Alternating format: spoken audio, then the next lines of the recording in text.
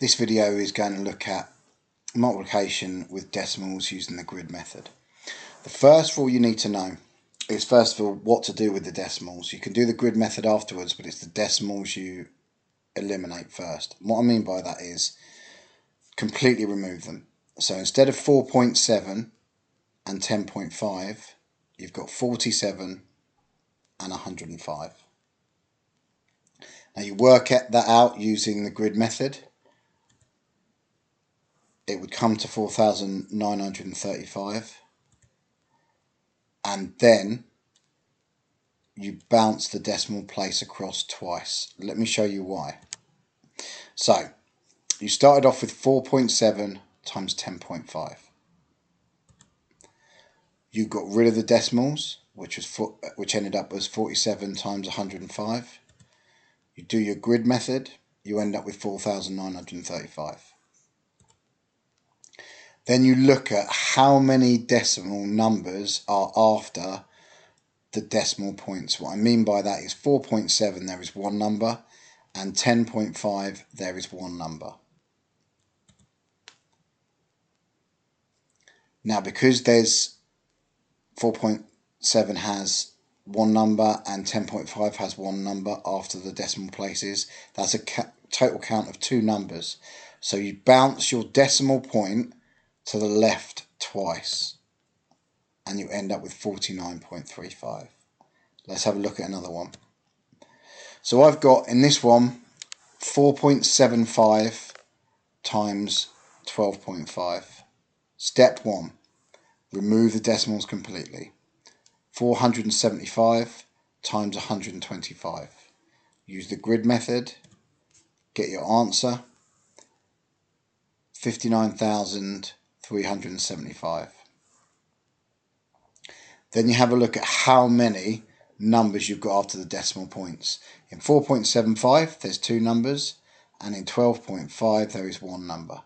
So I've got a total of 3 numbers after my decimal points. I get my answer, and because I've got a total of 3 numbers after my decimal points, I move the decimal point 3 times to the left, like so. Let's look at one where the grid method is included. So I've got 3.6 times 1.07. So the first thing I do is get rid of the decimal places. So instead I've got 36 times 107. Then I write it out. So 107 on the top, so 100 and then 7, and 30 and then 6 on the side. Then I do the 3 times 1. After this, 3 times 7, then 6 times 1, then 6 times 7. Then I put my zeros in, so 2 zeros from the 100, 1 0 from the 30. No zeros from the 7, 1 0 from the 30.